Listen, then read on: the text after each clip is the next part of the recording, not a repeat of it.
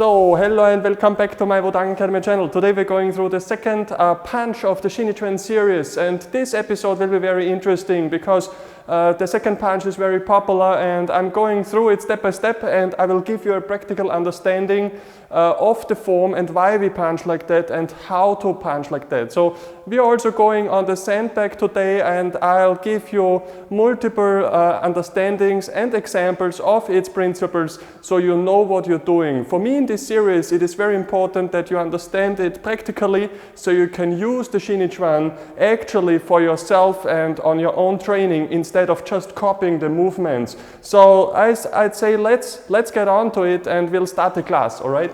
So before I go through the punch, I need to explain you the nature of the posture, which is very important. Try remembering the first episode where I told you that your posture is like stretching on the surface. This is because this is a very strong posture. It can support any kind of feedback that you may obtain during the combat. So this means if something heavy comes to you, you're still able to stay strong and hold your posture. And that's the difference in the second punch, which is more of an impact explosive nature. So basically you're coming close, you bring the impact, and then there's no stability to the other side in your posture at all, because it's all about coming forward. It's all about coming impactful, right, straight forward. So keep this in mind. The second is more focused on actually attacking without supporting any kind of feedback. Yes. So the second punch has this hand position, which I will explain right after I explain you the posture. And this kind of punch has not the properties of supporting any kind of push or feedback. It simply is explosive, comes fast, and if you hit, you have a critical attack because it hurts, okay? So now let's explain the stepping, all right? The stepping before, remember, it was like stretching, no? Is basically similar to 𝐷𝐸𝐴. Now it's more like rolling. So we're stepping and you step close. You're stepping and you step close. And now we have the first difficulty coming up, which I also explained in the first episode. Watch me when I step like this relaxed, and watch the core.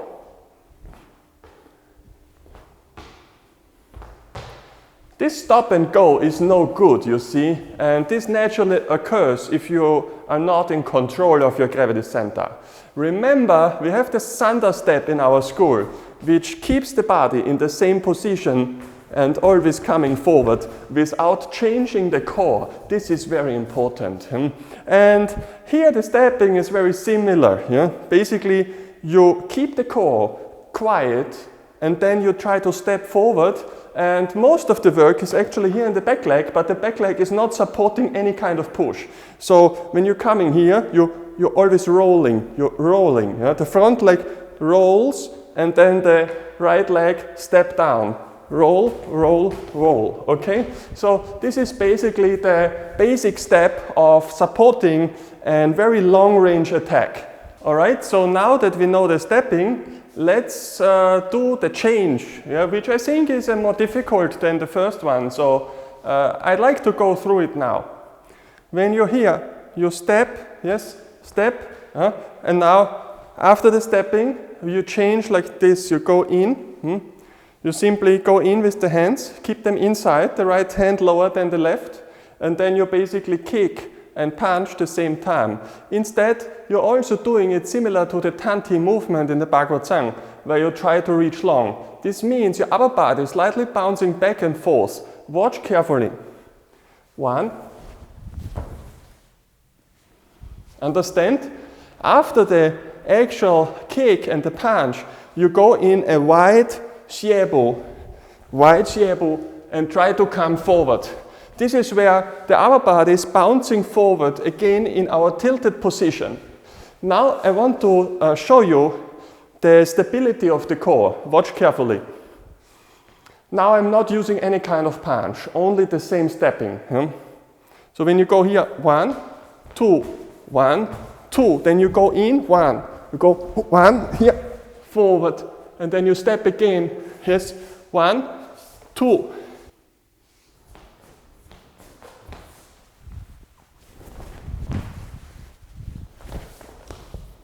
So the actual punch has a spear-like nature where it comes from the hip, circles, turns in rotation from below to the top in front of your heart, like this. And you're also using your shoulder to make the punch long and stretching your wrist to a straight line. So you're here, 1. Like here from front of the camera, you're going here, 1. You're here, 1. And you're using the shoulder movement. I want you to watch the nature of the spear once. We do that by going into Ma Bu, rotating our core and transferring the motion of it to the right hand. And the right hand is doing a vertical motion to bring a spiral motion right to the tip of the spear. Watch carefully.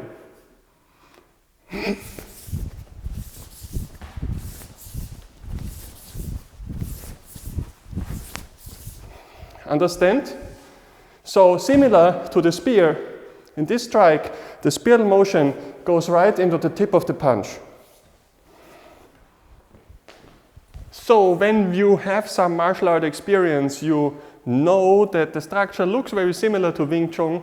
And I'm not saying that's a Wing Chun strike, actually it's a different one. But as you can see in the structure, the Wing Chun is more of a defensive strike that has a similar line. It goes from the hip to the core and then up in front of your heart. You're always centered. And I want to show you the difference because the 𝐤𝐸𝐴 is a long fist form. Wing Chun strike can go till here. You see, right here, yes? And 𝐤𝐸𝐴 extending like this, you see, is easy.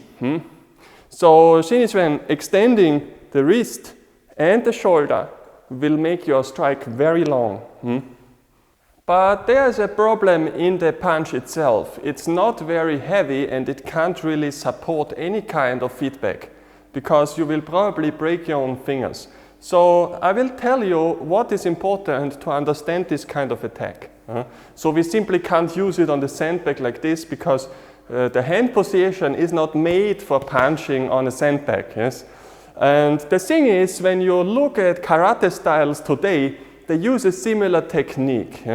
But we also do that in the traditional Kung Fu. I'm just saying that it's more popular in karate. And you saw actually similar hand positions in the Kill Bill movie where they're using different hand positions right before the impact, which is kind of useful to understand when you do 𝐤𝐸𝐴, because you might not end up hitting the right spot and then you might break your own fingers or you simply hurt yourself. So before I go more into this detail, I want to tell you how to hold this hand position. So some people do it like so. This is no good, be careful.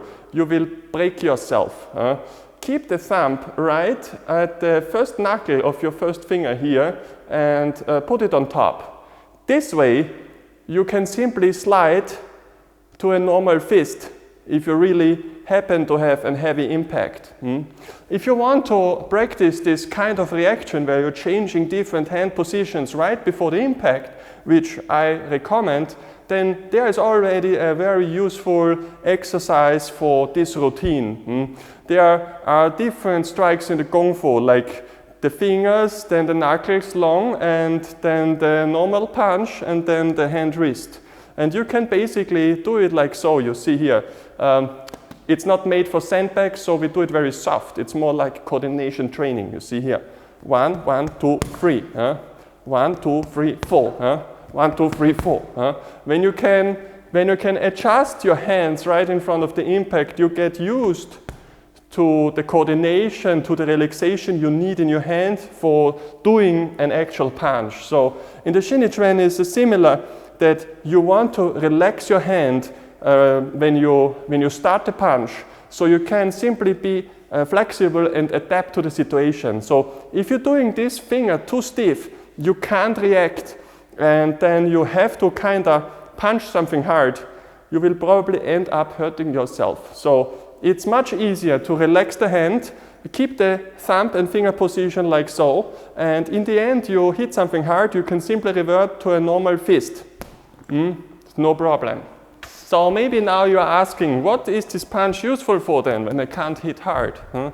The nature of this strike is punctual, piercing nature. So I can't really show you a similar effect on the sandbag, but I can show you a similar effect with one finger on a simple A4 printing sheet, where I'm using now spiral motion from the core to accelerate to pierce the sheet of paper. Watch carefully here. You see here? And that's basically what you try to achieve. When the finger is relaxed, you try to go through the target when you hit something soft like the throat. So, and now we still have to practice the actual movement, all right? So, let's do that. Remember, the position I told you is rolling and you stay with the same tilt. The tilt stays the same. Don't change your core. This is very important. Yes? And by rolling and your posture stop, you transfer by relaxing your shoulder like this. Yeah? So this is how the punch becomes long and explosive. And there is no power in the feedback, so you're not holding the punch. It's simply explosive once, and you continue attacking like this with a maximum range. So let's just try it, all right? Watch carefully here. So we keep the same core, and now we're going like this. 1.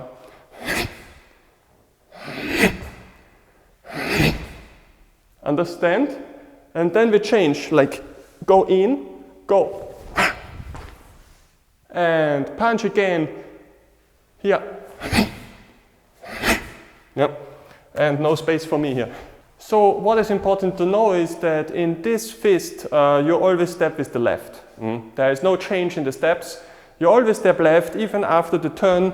You're going to 𝐒𝐬𝐵, you still start with the left leg, okay? So I will try it once again from the other side for you to see. So you see it once from the other perspective. We're going here. Yes, we change 50-50. We tilt the body, keep the angle, and we go.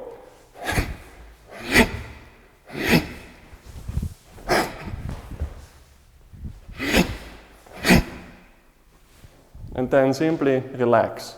You can do how much you are able to. My hole is too short in this width, and I can't really show to the length because I'm lacking a cameraman. So I think you can imagine. Just keep in mind that when you go here, you go long and you step wide into 𝐒𝐬𝐵. You go kick, go here, 𝐒𝐬𝐵. And then when you're doing the 𝐒𝐬𝐵, you simply step like punch, again from the core, and you'll go back in the same position again with the left leg, all right?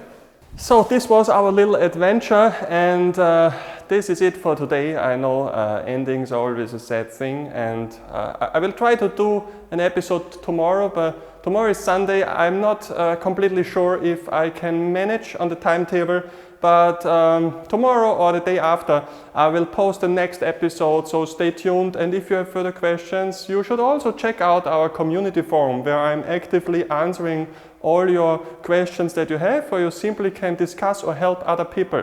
Yes, I will keep a link about the community forum below for you to join.